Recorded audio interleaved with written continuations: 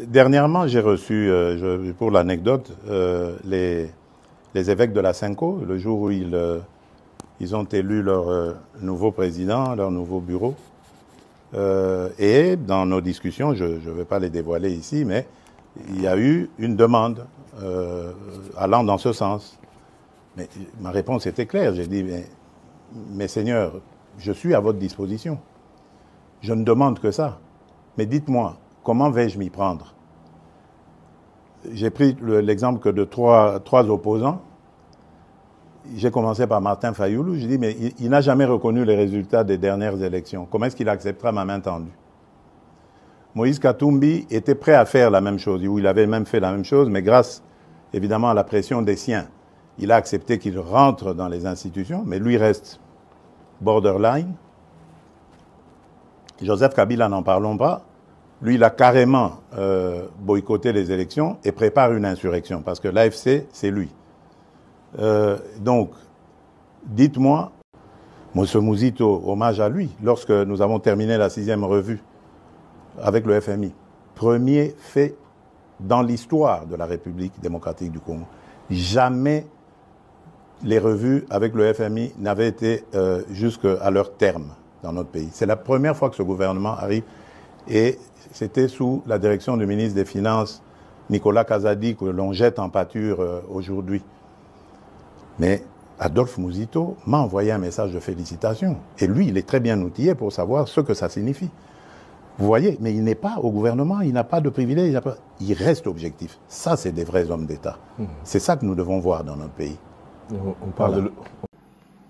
Jamais, au grand jamais, tant que je serai président de la République démocratique du Congo, je n'aurai en face de moi la délégation du M23 ou de l'AFC, là, ou je ne sais pas, pour négocier. Jamais.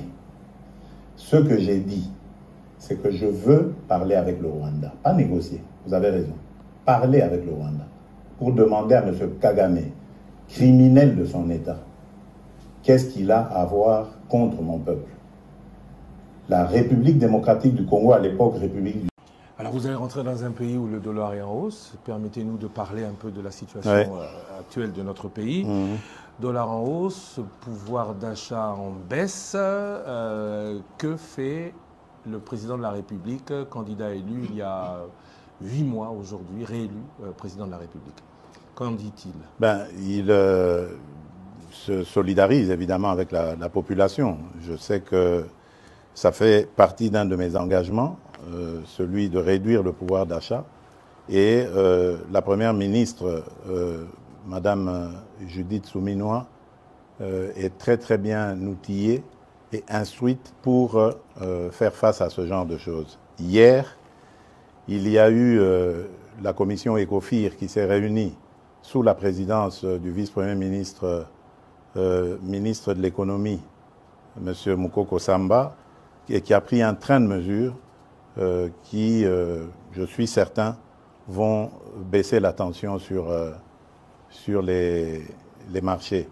Et à propos du dollar, bon, c'est le combat habituel. Vous savez, nous avons une économie fortement dollarisée qui dépend beaucoup de toutes les fluctuations de cette dernière monnaie.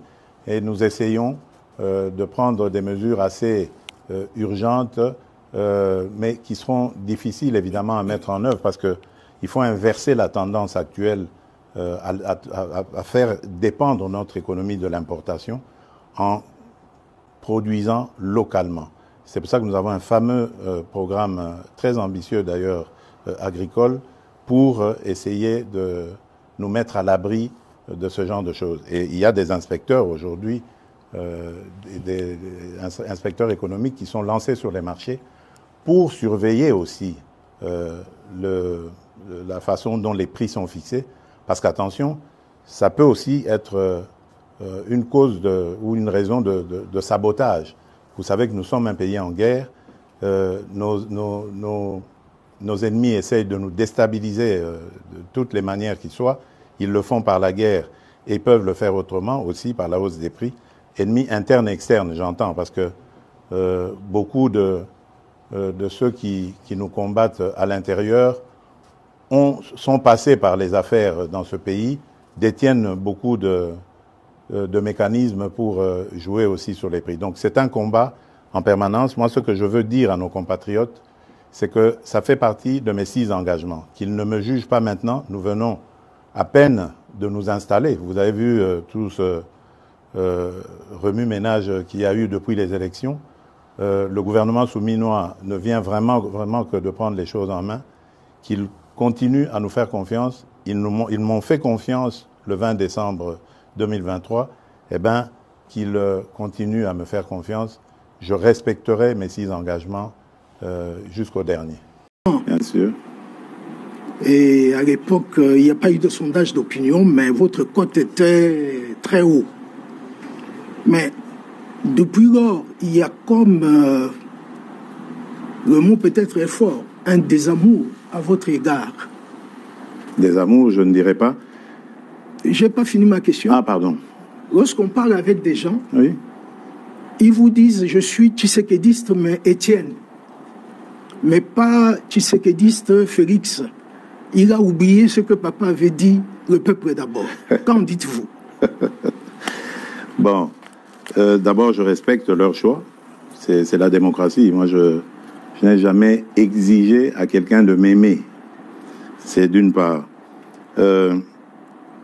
D'autre part, je dirais que la politique n'a jamais été statique. La conjoncture aussi, d'ailleurs, en conjoncture économique et autres, ça n'a jamais été statique. Tout bouge, tout est dynamique.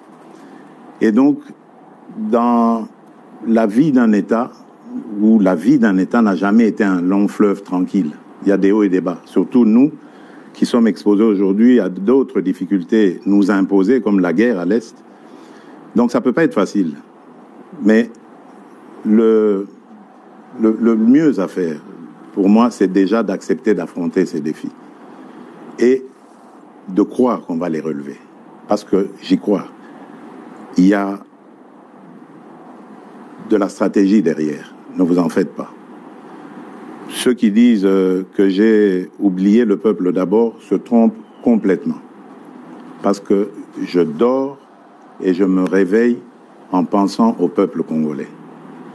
J'en prends même sur ma santé tellement que c'est le premier de mes soucis. Donc j'espère qu'en 2028, lorsque nous ferons le bilan, ceux qui disent que je me suis éloigné de Tshisekedi Étienne auront le courage de revenir sur leurs propos. Parce que c'est ce qui se passera. Vous aviez 6 engagements où le président a des points précis dans la Constitution qu'il vaudrait modifier, si oui, lesquels? Écoutez, moi je suis toujours conduit par un seul leitmotiv, c'est le salut du peuple, c'est pour moi la loi suprême. Lorsque j'évoque des modifications que je juge utiles pour la bonne marche de la nation, du pays, je me préoccupe très peu de la polémique.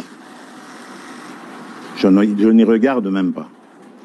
Parce qu'évidemment, il y a toujours des petits malins qui vont essayer de détourner mes propos et essayer de les amener dans une polémique inutile. Je n'ai jamais dit que je veux changer la Constitution pour rajouter le nombre de mandats présidentiels ou d'années. Non. D'abord, ce sont des dispositions inamovibles. Pour les changer, il faut retourner auprès du peuple souverain primaire. Mais par contre, les autres dispositions, telles que celle-là, qui nous posent beaucoup de problèmes. Regardez, vous l'avez dit. J'ai prêté serment le 20 janvier devant la nation. Et immédiatement après, la publication des résultats des législatives a commencé et les périodes de contentieux. Ça nous a pris presque 2 mois.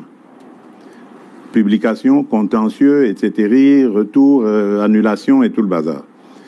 Puis ensuite, les députés provinciaux et les communes, cette fois-ci on a eu les conseillers communaux et tout ça, et tout avec son lot de contestations, voilà.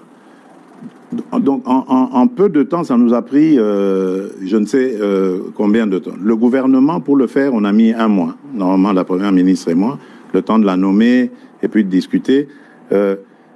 Voilà, donc on a tourné autour des choses. L'installation du bureau du Parlement, par exemple, ce sont des choses qu'on doit réfléchir à comment les réduire. On ne peut pas laisser 1 mois, par exemple. J'ai vu chez les Français ce qui se passe.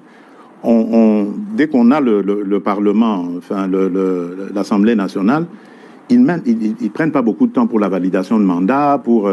Mais chez nous, on prend 1 mois. Alors que les sujets à traiter pendant cette période ne sont pas nombreux. Il y a juste la validation de mandat que le bureau a et l'installation du bureau définitif. Mais pourquoi ça doit prendre 1 mois? Ça peut se faire en 2 jours. Ce sont des choses comme ça qu'il faut revoir, réduire, etc. Autre chose, par exemple, qui me motivait à vouloir ce changement de constitution, enfin des modifications dans la constitution, c'est la désignation des gouverneurs. Je trouve que la désignation des gouverneurs aujourd'hui fragilise nos provinces. Il faudrait, à mon avis, les gouverneurs étant des grands commis de l'État, qui soient désignés directement par le gouvernement en place et qu'ils rendent direct rapport au gouvernement. Les sanctions, on peut imaginer comment les prendre en cas de dérapage, mais lorsqu'on laisse à la vindicte des parlementaires provinciaux, des députés provinciaux, la gestion comme ça des gouverneurs, moi je crois qu'on a un problème encore de culture politique au Congo. Nous n'avons pas besoin d'aller aussi vite. Ça, c'est pour les pays qui sont outillés dans la démocratie, dans la gestion de la chose publique. Nous avons encore besoin d'apprendre et on doit y aller étape par étape.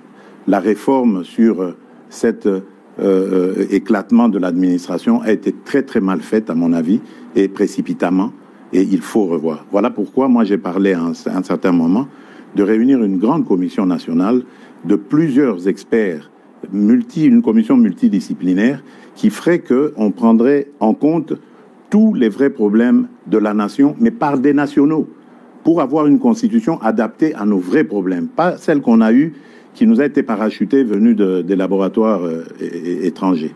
Voilà, on pourrait recourir à l'expérience étrangère, mais en fonction de nos expériences vécues au pays. Aujourd'hui, moi je suis désolé, mais notre pays s'éclate de plus en plus à cause de toutes ces élections provinciales et autres qui radicalisent le tribalisme, le clanisme. Aujourd'hui, vous allez, par exemple, je prends le cas de l'ex-Grand Katanga, mais vous trouverez quelqu'un, par exemple, qui a vécu à Lubumbashi, mais parce qu'il est originaire du Lualaba, on lui conteste le fait de pouvoir aspirer à quoi que ce soit à Lubumbashi, soi-disant parce qu'il y a eu découpage et que maintenant sa place est au Lualaba. Mais qu'est-ce que ça veut dire? Le pays va volo, là. Donc on doit faire attention. Je veux bien démembrer les choses, je veux bien rapprocher l'administration le plus près possible des administrés, mais attention, je tiens à l'unité de la nation. J'en suis garant. Monsieur le Président, nous